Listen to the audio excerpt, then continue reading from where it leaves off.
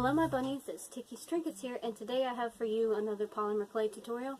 Also, for the month of October, I am going to be wearing like a little Halloween decoration in all my videos, so expect a lot more vloggy type videos or some kind of little actual video section so you can see my little Halloween costume. Most of these little costumes come to you courtesy of Target.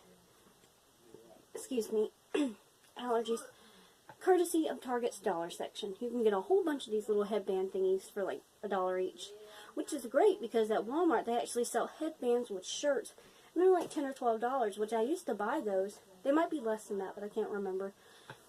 I'm rambling. I used to buy those, but then I decided that wasn't that good of a deal. Target dollar section. Not sponsored, just like that. But anyways, this is a polymer clay tutorial. I don't want to talk too much. And today we are going to be making a Durr burger from Fortnite. If I can get it in camera and get it to focus. Boop. And it's not wanting to focus. But it is a burger from Fortnite, which is one of the skins in the game. It has like this head as the skin mount. And there's also like a little fast food restaurant, I think. I don't play Fortnite, but I know a lot of my friends and a lot of my friends' kids do. So I know it's very popular right now, and I thought a lot of people would just like a little charm, like to know how to make a little charm. I will be doing more, which I didn't make a video for this yet. Oh my, that got dark. There we go. But I also made a little charm, a little panda charm, which is also a skin from Fortnite. Just like the little pink teddy bear, which I'll be doing, and maybe the llama, and a few other things from Fortnite. I just know a lot of people really like this video, and I hope you guys enjoy. Sorry for the crazy lighting that can't make up its mind. And let's go ahead and witch our way on into this video. That was not a good pun. I've talked too much. Thank you guys so much for watching. Let's get on to the tutorial. Alright, so for this tutorial, you'll need the following 7 colors. You will also need black and white acrylic paint and a dotting tool. And an X-Acto blade, obviously. We're going to start with the tan colored Sculpey clay. Excuse me. And you're going to roll out a ball that's about a ½ inch in diameter. And then you just want to roll this into like a Mr. Potato Head kind of shape. I mean, what other way can I put that? It looks like Mr. Potato Head. Then just cut it. Don't cut it exactly in the middle. Cut it to where the bottom part is just cut off. And then to cut the top part off, so we have 3 different pieces. And what we're going to take is the bottom part and the middle part. And that's going to be the top bun and the bottom bun. Next, we're going on to the brown clay. So before you transition from different clay colors, you should always wash your hands or wipe your hands off with a baby wipe or change gloves or something like that. So we're going to just take a little bit of brown clay, just cut that in half. I didn't quite need that much. And just roll it into a little itty bitty ball. And then you're just going to flatten it out with your rolling tool or your X-Acto blade, or just press it down with your finger. Whichever way is easiest for you. If you press it with your finger, make sure to rub the fingerprints out of it. Then just put it on the bottom bun. Excuse me. Then we're going to take the yellow clay to make the cheese. Just take a small ball of yellow clay. It doesn't have to be very big. Roll it out flat and then cut off 4 corners off so you have a nice square piece.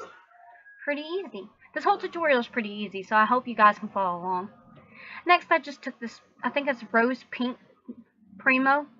No, it's not Primo, it's Sculpey 3. Just roll out a teeny tiny ball, and then you're just going to want to roll that into an itty bitty teardrop shape, like so.